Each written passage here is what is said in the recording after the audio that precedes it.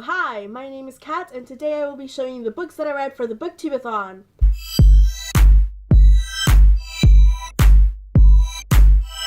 So first of all, I want to say thank you for Ariel and Raylene for coming up with this event. It was really fun using the hashtag BookTube-A-Thon and finding out a lot more people. And a lot of people joined the community of BookTube, which I found really exciting. Complete all the 7 challenges, which is awesome. And I was supposed to do an update on Saturday, which was my 3rd update and my final update. Up with the Catching Fire trailer, and the Vampire Diaries Season 5 trailer, and the Vampire Diaries panel, and the Teen Wolf panel.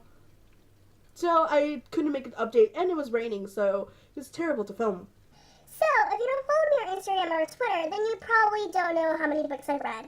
If we're not friends on Goodreads, then you probably don't know how far ahead I am in my challenge. So the first book that I read was Crank by Ellen Hopkins, and this fulfills the 500+ page challenge. This book is about a girl, Christina, and she's with her dad, and he has this alcoholic drug abuse problem. He's doing crank, which is kind of like cocaine with meth, and it's really bad for you, and she kind of gets involved with it. She's a goody two-shoes, and she gets involved with this guy who she finds really attractive, and who they both like each other, and they kind of like fall in love, and she gets involved with it, so it kind of ruins her life. A lot of things happen, plot twists and turns. It's written in verse, so it's really easy to get through. Really much like this book. I give it a 4 out of 5 stars. I definitely recommend it. The next book that I read was To Kill a Mockingbird by Harper Lee, and this fulfilled the reread challenge and the read it classic because it was written in the 60s. I really enjoyed this book more than when I read it the first time and the second time. It was really good. It follows the story of this girl named Scout and her father's Atticus. She's a brother, Jim and Jem, and this guy named Dill who comes into town who is kind of befriends them. And in the beginning it goes off with this story about Boo Radley, and he's this creepy guy in the neighborhood, and he's just really creepy.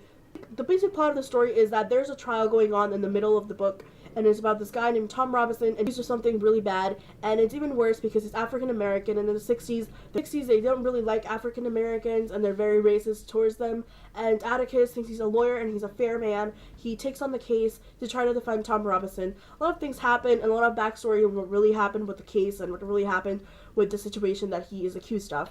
Yeah, I gave it a 5 out of 5 stars. Really liked it. What I read was Insurgency by Veronica Roth, and this was just my read a book that has been on your shelf forever. I really enjoyed this book. It was over 500 pages, so I did the challenge twice, man. I got bonus points, right? I gave it a 4 out of 5 stars. The book that I read was Summoning by Kelly Armstrong, and this was my audiobook challenge, and I really liked the book. It was a story about a girl who is being sent to this asylum because she starts seeing dead people. She starts seeing this janitor, and she kind of attacking her because he knows that she can see him. It's probably the whole thing is about that place and how the secrets in that place and the things that really happened. I thought this book was about ghost hunters, so I was kind of confused, but I liked where the story went, and I really enjoyed the book. I give it a 4 out of 5 stars, and I definitely recommend it. Next book that I read was Chain Reaction by Simon Elglas, and this was my finished trilogy challenge. This was a part of the Perfect Chemistry trilogy, and I gotta say that this is not my favorite of the book. It was my least favorite of the week. I didn't really enjoy it that much. This is a story about a guy named Luis and a Nikki, and in this kind of series, it's told in the Fuentes brothers' point of view and the other girl's point of view, so it has 2 POVs, and the story of these gang members, and this guy, Luis, he's the youngest one of them all, and it does have the other main characters from the previous books in this book, which I really enjoyed that part of it. I found Luis incredibly annoying, and I found Nikki really flat and just not very good. I didn't really like the romance because it was kind of like insta-love. Not exactly, but it kind of did have that thing where they didn't hate each other or they didn't think that they were out of each other's league. The storyline with Nikki in the beginning, I thought it was going to go somewhere, but it didn't. And with Luis, I already seen enough with the Fuentes brothers, so I didn't have anything else to know about them. He was a straight-A student, and he got involved with a gang, even though he said that he wouldn't. He was a liar, and I didn't really enjoy it that much. But we did have the epilogue, 26 later, and we did have the other characters from the previous books, which I enjoyed a lot. So I give it a 3 out of 5 stars. Next book that I read was Dead to You by Lisa McMahon. This did not fulfill any challenge, so it was okay. I needed to read it for the day, and I really like this book. Story about a 7-year-old boy, and when he is 7, he is kidnapped. 9 years later, he finds his way back to his family. A lot of things start up in trouble because he doesn't really remember his past. One of a sad book, and I don't really like the ending. It kind of just ended. It was really weird, and it didn't have an epilogue. I give it a 4 out of 5 stars. Definitely recommend this. The next book that I read was It's Kind of a Funny Story by Ned Vizzini, and I really like this book. This is a story of a guy who has severe depression. It kind of goes to therapy. His mom tries to help him with a lot of things. People who play around and do drugs and stuff. And he's 15 years old, and it's really a funny book, actually, but it's also kind of sad the way that his mentality works. This is one of my favorite covers, and I give it a 4 out of 5 stars. Really recommend it. The next book that I read was my favorite of them all. I really enjoyed it so much. It's probably my favorite book of 2013, and it was Eleanor Park by Rainbow Rowell. I absolutely loved this book. There was a lot of hype over it. A lot of booktubers that I enjoyed watching really loved it, and then there was one booktuber that I enjoyed watching also, and she didn't like it. She said that it was really overhyped and that she didn't really get the love story. She didn't really like it. She didn't see what was so great about it. But I stand wrong because I really, really love this book. This is about a girl named Eleanor, and she's kind of this protagonist, that she's not really the skinny one. She's this chubby protagonist. She's poor. She has really long curly hair and freckles. And we have, which is the Asian guy, and he is on the richer side of the spectrum. They meet in this bus, and they're forced to share seats together because Park wants to be the nice one, because no one really gives her a seat in Eleanor because she's the new girl in school. And this is set in the 80s, so it has a lot of 80s references. They're from the 80s, and I think you really relate to this book more than I did. And I gave it a 5 out of 5 stars. It was awesome. Oh my gosh, you have to read this. Next book I read, yes, I'm coming to an end. I know there's a lot of books, I'm sorry, is Reboots by Amy Tintera, and I actually really like this book. Society, that in this society, dystopian society, when you die, you kind of reboot. So it's kind of like you're a zombie because you come back to life, but you're a stronger human being. And you can't be killed except if you get shot in the head like a zombie. And this girl is 178 minutes dead. Depending on how long you've been dead, it depends on how strong you are. So she's the strongest one of all.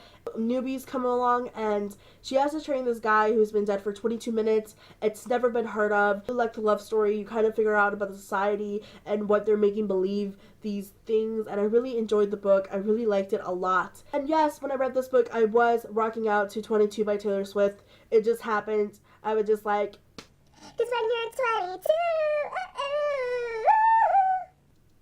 I really like this book, and I give it a 4 out of 5 stars. I definitely want to pick up the rest of the series when it comes out next year or the years after. The next book that I read was Shatter Me by Tahara Mafi, and oh my goodness, this book was amazing. I really liked the story. It was just really, really, really good. I don't know why I didn't pick it up earlier. Thank you for everyone who recommended, which was Heather and other people. I don't remember, but it was really, really good. I really, really enjoyed it.